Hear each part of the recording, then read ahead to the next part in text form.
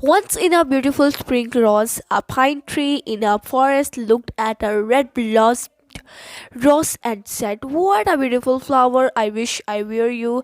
The rose said, "It seems that I am the most trim. Compared the thorns of the rose walnut with those of the cactus." The rose raked at the cactus to be his neighbor, and Euphoria gently tried to move his roots away from the cactus but could not. Spring passed and life became difficult when he sweltering hot days.